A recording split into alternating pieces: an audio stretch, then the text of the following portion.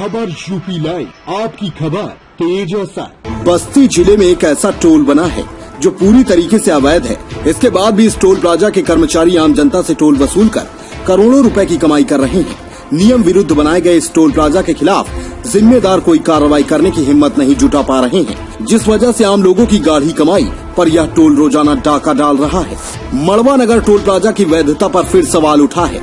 भाजपा के वरिष्ठ नेता और आरटीआई कार्यकर्ता राजेंद्र नाथ तिवारी ने डीएम को दिए गए पत्र में 3 बिंदुओं पर शिकायत की है। उन्होंने टोल प्लाजा को अवैध बताया है।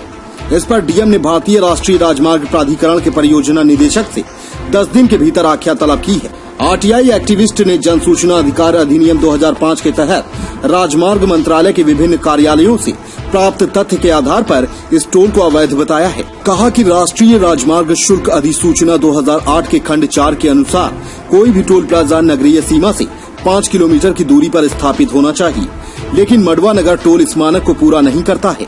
इसके अलावा एक ही दिशा में 2 टोल प्लाजा के बीच की दूरी 60 किलोमीटर होनी चाहिए।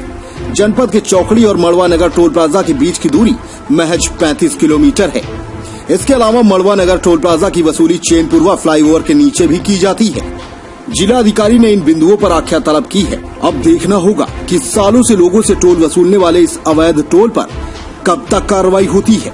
इससे पहले भी इस टोल प्लाजा पर 40 करोड़ रुपए से अधिक के स्टाम्प चोरी का आरोप लग चुका है और इस मामले में टोल को कई दिन तक के लिए सील भी किया गया था। इसके बाद भी टोल के मैनेजर ने जिला प्रशासन से मिलकर मामले को दबा दिया और फिर से टोल प्लाजा शुरू हो गया।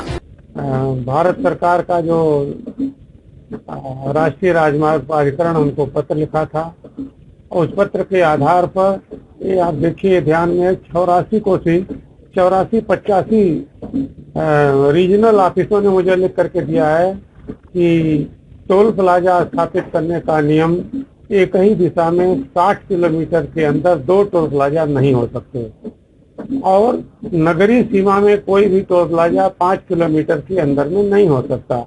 संयोग से ये दोनों अयोग्यताएं बस्ती की टोल प्लाजा के पास हैं और मैंने इस आधार पर आज जिलाधिकारी बस्ती को ज्ञापन दिया है और उनसे आग्रह किया है इस पर कार्रवाई करिए।